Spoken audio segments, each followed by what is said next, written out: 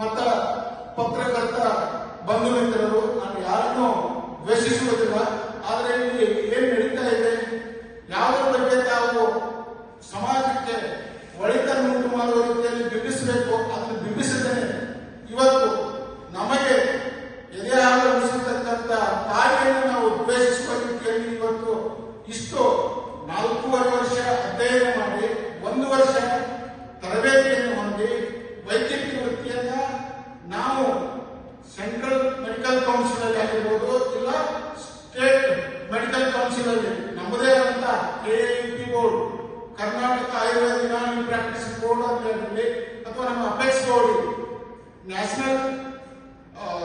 National system, Indian system of medicine ಅಂತಕ್ಕಂಥ ನಮ್ಮ apex board ಏನು ಒಂದು ಡೈರೆಕ್ಷನ್ ಇರ್ತದೆ, ಆ ಡೈರೆಕ್ಷನ್ ಮೇರೆಗೆ ನಾವು ಇವತ್ತು ವೈದ್ಯಕೀಯ ವೃತ್ತಿಯನ್ನು ಮಾಡ್ತಾ ಇದ್ದೀವಿ. ನಮಗೆ ಏನು ರೈಟ್ಸ್ ಪ್ರಿವಿಲೇಜ್ ಇದೆ ಅನ್ನೋದನ್ನ ನಮ್ಗೆ ಅಪೆಕ್ಸ್ ಬೋರ್ಡ್ ಇದೆ, ಹಾಗೆ ನಮ್ಮ KIP ಬೋರ್ಡ್ ಇದೆ.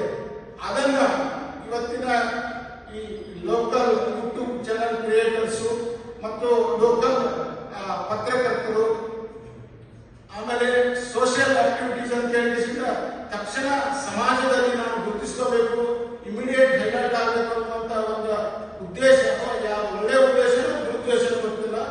ಹಾಗೆ ನಮ್ಮ ವೈದ್ಯರುಗಳ ಮೇಲೆ ಇವತ್ತು ದಿನ ಇಡೀ ಬೆಳಗ್ಗೆ ಎದ್ದ ತಕ್ಷಣ ಅವರನ್ನ ತೇಜೋವಧೆ ಮಾಡೋದು ಸಾಮಾಜಿಕ ಜಾಲತಾಣಗಳಲ್ಲಿ, ಅದು ಆಗಬಾರದು.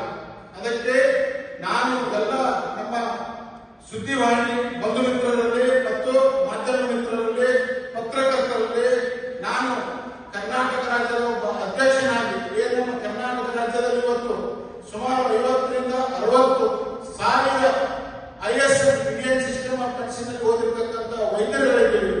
ಅವುಗಳಿಗೆ ತಾವೇ ಇವತ್ತು ಪ್ರೊಟೆಕ್ಷನ್ ಕೊಡಬೇಕು, ಸರ್ಕಾರದ ಗಮನಕ್ಕೆ ತರಬೇಕು. ನಮ್ಮ ಸೇವೆ ಅಂತ ಇದ್ದರೆ ಆರೋಗ್ಯ ಕ್ಷೇತ್ರದಲ್ಲಿ ಅದನ್ನ ತಾವು ಸರ್ಕಾರಕ್ಕೂ ಮನಗಾಣಿಸಬೇಕು.